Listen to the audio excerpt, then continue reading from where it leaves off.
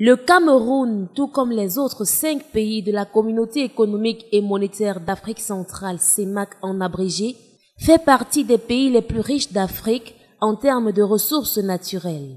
L'exploitation de ces dernières soutient de long en large la croissance économique car, génératrice d'emplois et objet d'ouverture sur le marché mondial, ces ressources naturelles sont pour les pays de la zone CEMAC une richesse indéniable qu'il faut non seulement exploiter, mais préserver pour les générations futures.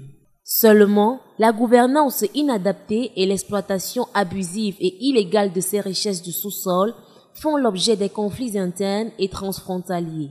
C'est dans cette optique que l'ONG allemande Deutsche Gesellschaft für internationale Arbeit, GIZ en abrégé, soutient la CEMAC dans le renforcement de la gouvernance des matières premières en Afrique centrale, d'où le projet REMAP CEMAC.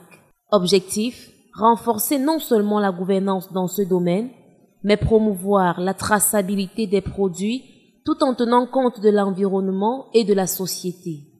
De la parole à l'acte, cette ONG a remis aux représentants de la commission CEMAC au Cameroun ce vendredi 25 janvier un serveur, mieux, un dispositif informatique et managérial à hauteur de 17 millions de francs CFA. C'est un système de gestion des connaissances permettant de stocker, de traiter et d'avoir accès aux données liées à l'exploitation des richesses du sous-sol en Afrique centrale.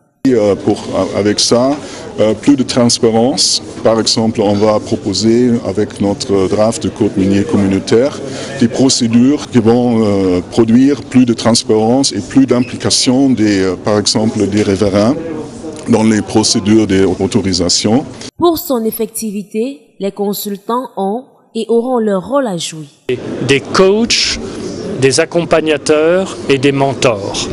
Pour la commission de la CEMAC, ce système sera d'une grande importance pour l'archivage, la transparence, la vue d'ensemble des affaires et la prise de décision administrative adéquate. Cet acte est un grand pas dans la régulation de l'exploitation des mines en Afrique centrale. Dans les prochains mois, l'on aura entre autres innovations, la mise en place de l'Académie des industries extractives de la zone CEMAC et l'opérationnalisation d'un code minier communautaire.